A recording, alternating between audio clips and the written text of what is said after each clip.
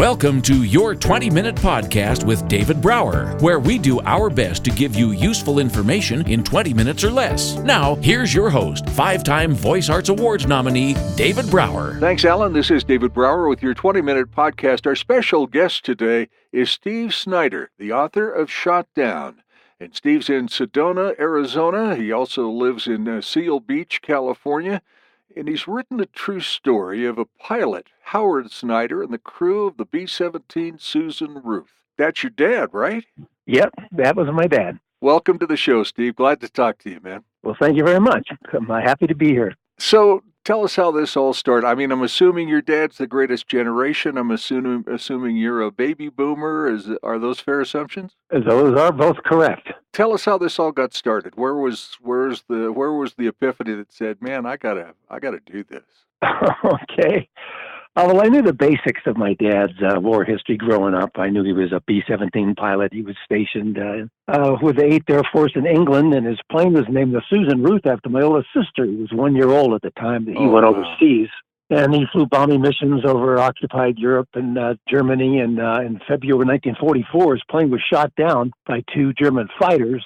He bailed out, and he was missing in action for 7 months. Wow. But he evaded capture, and they eventually made it back to England. But it wasn't until I retired from my career job in 2009 that I really had the time to delve into my dad's war history in more detail. At that time, I had no intention of writing a book. But I just wanted to go. The quest is something, right? The quest. Yeah. Takes you places you never imagined. Yeah, absolutely, and it still is. My parents had kept a lot of material from the war years, and I just wanted to go through that and learn more. And there were 2 items that were really significant. Yeah. One was a diary that my dad wrote while he was missing in action about his plane being shot down. It was absolutely riveting. Oh, my God. And then my mother had kept all the letters that he'd written to her during the war, and reading those were fascinating. And I just became fascinated with the story of my dad and his crew, and it became my passion. And I started reading book after book about the air war over Europe, went on the internet, spent countless hours doing research, and I joined a number of World War II organizations, going to reunions, listening to veterans tell their stories. And finally, 3 years into it, I just came to the conclusion that the story of my dad was so unique and so compelling that it needed to be told. People needed to learn about it, so I decided to write a book. Well, good for you. Good for you. A couple of things. One, having that plane named after your sister. Oh my goodness, that I get goosebumps about that. Was that a big deal to her as she got older? Well, that's a good question. I'm not really sure. My dad was the first pilot, the lead pilot, and as such, he was commander of the plane and the crew. Sure. And had the final say in what the plane was named. B-17 had a 10-man crew. 3 of the crew were married, but my dad was the only crew member to have a child. Wow. Huh. So as the greatest generation, and we lose them every day, it's such a sad thing, but that makes it more and more important to get these kinds of stories out there, right? To not only share with the greatest generation that are still with us, thank goodness, but they're survivors and people who are interested in history and friends from long ago. And it's got to be a wonderful story that your story is just shared in so many places in so many ways. I can only imagine that. Oh yeah, it's been over 70 years, and the memory of World War II is fading, and we cannot let that happen. As you mentioned, we're losing these World War II veterans at a rapid pace. There were 16 million World War II veterans at the end of the war, and about 3% is all that remains right now. So it's our duty to remember. Absolutely right. And every so often, and I want to say it was the 75th anniversary of Normandy, and Pearl Harbor, and when milestones like that hit, all of a sudden interests are peak and people start talking, and younger generations, much younger generations, hopefully get curious and find books like yours and go, damn, really? I had no idea, I'm on the board of the directors of the 306 Bomb Group Historical Association. That was the bomb group my dad was in. And it's our duty to remember, honor, and educate. Remember the air war over Europe, to honor the men who fought it, and to educate the younger generations about it. Absolutely. And in that vein, I mean, you're like on the speakers tour. You're like going everywhere all the time to not only promote your book, obviously, but also to talk about the history and everything that's gone on since World War II or during World War II. I would imagine, right? Yeah, that's why I do what I do. And as you say, I have a really busy schedule. I go to air shows all around the United States, signing signing copies of my book. I make a lot of appearances, speaking and making PowerPoint presentations. So it's kind of Nice. my passion. It's what I do. It's kind of a second career for me. Well, yeah, absolutely. And as this show will air, this podcast is going to air on August 2nd. And so on August 6th, just a few days from now, you're going to be doing a PowerPoint presentation at the 306th Flying Training Wing at the United States Air Force Academy of Colorado Springs, about an hour and a half from my house. And so I'm putting that on my calendar. If I can possibly make it, I'd like to come down and meet you and watch your presentation. I think that'd be fascinating. Oh, thank you. Where do you live? I live in Loveland, Colorado. Oh, well, I'll be in Loveland at the Loveland Airport in July, signing copies of my book when the Collins Foundation Wings of Freedom Tour visits Oh, there. yeah, absolutely right. Oh, my gosh, how funny. Our middle son and his family live in Fort Collins. Okay. So we get up there, and we have our two little grandsons. So that's a twofer for me. I get to see the grandsons and then sign copies of the book that the Wings of Freedom Tour sells on their. Well, I'll make a plan on going there for sure. So a must-read, World War II enthusiasts. The reviews are incredible. Riveting story. Couldn't put it down. This should be made into a movie. Do you see that happening? Well, I talk to people, or people talk to me occasionally about it, but so far nothing's come to fruition. Yeah. I've done a lot of filming myself. With filmmakers, documentary filmmakers. Okay. And I hope to make a documentary someday. We're working on that, but we'll have that would to be great. See if that actually happens or not. And your book, it's a #1 bestseller on Amazon. It's a Kindle, hardcover, paperback, audiobook, which I was thrilled to see. I do audiobooks from time to time, and Richard Ryman did a great job on your book. That's just, I love that stuff. So how did you know you were going to do an audiobook from the get-go, or how did that come about? No, I had didn't really know anything about audiobooks or how to do that, but I'm trying to remember now. It was, I don't know, about a year and a half, 2 years after the book was first published. Richard contacted me about the possibility of doing an audio book, and it seemed like a good idea. He handled everything for me to set it up on Audible and iTunes, and Nice. so it's been very good. Now I started to listen to audiobooks myself when I drive between California and Arizona. I know, right? And it's fun. The only drawback to my book, though, is that there's no pictures in my audiobook. Well, there you and go. And in the print book, there's over 200 time period photographs. Folks have to get all the different variations. But anyway, Richard did a wonderful job on that book. I was really impressed. So let's talk about you. Like I'm looking at your speaking engagement schedule, man. You're like going like at least once a week, sometimes 2-3 times a week. I mean, do you just like live in your RV, or what do you do? No, I don't have an RV, so I just fly commercially to all these places that I go to. I'd ride my Harley if it was me, but I wouldn't have enough time to get there. Yeah, that's problematic doing that. Exactly right. Your book has received such rave reviews. I mean, you're 25 different national book awards, member of numerous World War II. You are a member of numerous World War II organizations, and of course the 306 bomb group that you talked about.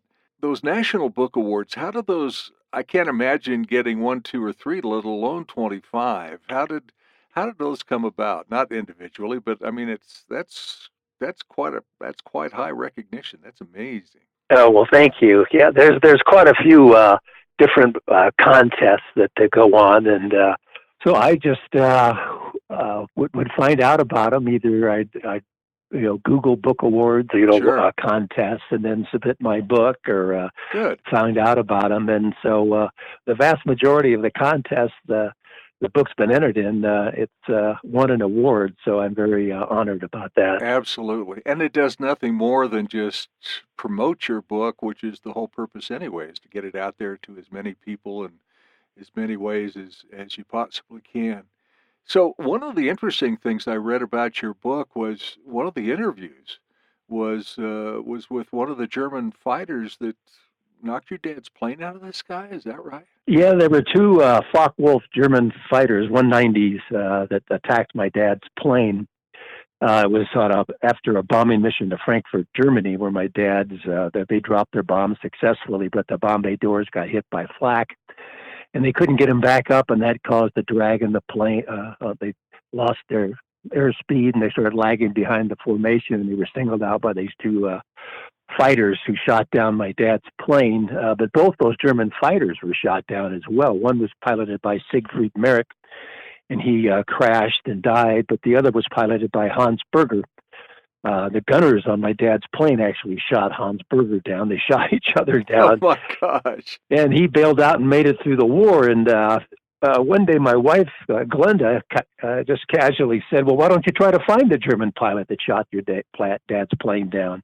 Which at the time I thought it was a ridiculous idea. There's no way in the world I could do that. But like a good husband, I did what you told me to do. Boy, that's what we do. And I found Hans Berger. How did that happen? Oh, my gosh. I can't imagine. Yeah. I mean, like you said, at first blush, I love you, dear. Great idea. I hope it works. But that's a frickin' needle in a haystack. Absolutely. I thought it'd be impossible because most likely I thought he died during the war. Sure. Or it's 70 years later, he's passed on by now. I can't speak German, but I just Googled trying to find a Luftwaffe pilot, and a couple forums came up, which I joined, and I posted inquiries because I knew the day, the time of day, and the location where the plane was shot down. And a week, two guys got back to me, one from England and one from Belgium. And on that day, there were 12 B-17 shot down, and the one shot down south of Chimay, Belgium, just north of the French border, was shot down by Hans Berger, and fortunately for me, became a translator after the war. So he speaks perfect English. Oh my gosh, fascinating! That's like goosebumps on steroids right there. I can't imagine the emotions that you went through doing that interview. I can't even imagine. You mentioned goosebumps. As I'm talking about this, I'm getting goosebumps again because it was so exciting finding him. Oh man. Absolutely. I was just beside myself. And Hans is still alive. He's 95 years old now, lives in Munich, Germany, and I'm going over to Europe this fall, and hopefully he's in good enough health for me to come and visit him again, because it could be the last time that I ever see him. I'd like to visit him at least one more time. You bet. So when you did interview him, it was in person? Well, for the book, I interviewed him over the phone and through email. Okay. But in 2016, I went to Munich, and we had lunch at a little restaurant across the street. We had some Wiener Schnitzel and an Augustiner beer, and went back to his house, and I filmed an interview with him. And we got to know each other. While I was there, he brought out his logbook and showed me his entry on February 8th of 1944, where he shot down a B-17, and he had to bail out because he was shot down. Oh my gosh! So is a picture of that flight book in your book? No, because that was after I wrote the book. There's a couple pictures of Hans in the book of him during the war. Okay. They're in the book, and he gave me some wonderful insight that's in the book about what it was like to go up against the 8th Air Force. Oh, I bet. So let's talk about when your dad got shot down. He was MIA for what, 7 months? 7 months, which was really hard on my mom because my other sister, Nancy, was born while my dad was missing in action. So my mom's back home with a 1-year-old baby, a 1-year-old girl, an infant daughter, and didn't know if she'd ever see her husband again. Yeah. So 7 months. And that's got to seem like an eternity. I don't care who you are. But he you said he wrote a diary. Tell us a little bit about that. What happened during that 7 months that you know of? Well, after my dad bailed out, he came down in some trees, and his parachute got hung up, and he was dangling 20 feet off the ground and couldn't get down. But fortunately for him, a couple of young Belgian men, Henri Franken and Raymond Dervin, came to his aid before the Germans got to him. They helped him down out of the tree, and they told him it was during the day. They told him to stay hidden till it was nighttime because it was too dangerous to move him during the day with German patrols in the area. So they came back and got him, took him to a farmhouse where he stayed one night. And a Belgium customs officer, Paul Tilcan, came and got him on a tandem bike to take him to another location. And he was moved around from place to place to place. Wow. He might stay one night at a house. He might spend 6 weeks. It all depended on how brave the people were who lived there and how dangerous the Belgium underground thought it was for him to stay there. Well, I was going to say that had to be an amazing network that was already set up when your dad got shot down, right? Oh yeah, in these occupied countries, the underground and the resistance were amazing people. Yeah. They saved my dad's life, and they risked their lives, or really not only their lives, but their friends and families' lives, because of the German secret police, the Gestapo, found out they'd be arrested, tortured, and either shot or sent to a concentration camp. And some of the people that helped my dad and his crew met that fate. Oh my God. Oh my God, I can't imagine. So, as the 7 months are winding down, what happened? When did you and your family become aware that my dad's alive? And your mom's going crazy because she knows he's alive. How did that all transpire? Well, she didn't know if he was alive or dead. Because there was no communication. All she got was a telegram from the War Department saying that he was missing in action. Okay. But several months of him being moved around by Belgian people, he finally got tired of hiding. So he decided to join the French resistance and get back into the fight. If you can believe that. Oh my that's God. Amazing. That is amazing. I had an uncle like that. That's wow. He could have stayed hunkered down and stayed hidden right? until the U.S. armies came up through France after D-Day. But word came that the Allies had landed at Normandy right on June 6th of 44. And before he went into the Air Force, he was in the infantry. He was in the Army for a year. So he knew how to fight on the ground, unlike other airmen. Right. And so some of his Belgian helpers, actually a woman, Amy Cools, they rode on bicycles over the Belgian border into France, and he joined a French resistance unit. They were called the Maquis. The Maquis were small, ragtag, independent guerrilla groups located all across France. There were about 20, and the group he joined up, and it was led by a French lieutenant who had escaped from a German prisoner of war camp, and they harassed the Germans. They'd attack convoys, sabotage railway lines, disrupt communications, assassinate German officers, and there's a number of instances in the book of encounters of my dad had with the Germans. And finally, 7 months after being shot down, word came that they were Allied U.S. troops in a nearby village of Trélon, France. So he walked into the village, into the town square, up to an army major. Actually, was elements of Patton's Third Army, which had come up through France after D-Day, and identified himself. They interrogated to make sure that he was who he said he was, and then he got a ride on a convoy taking German prisoners to Paris. And then once he got to Paris, he got on a transport and then made it back, or went back to England. What a celebration. I can only imagine.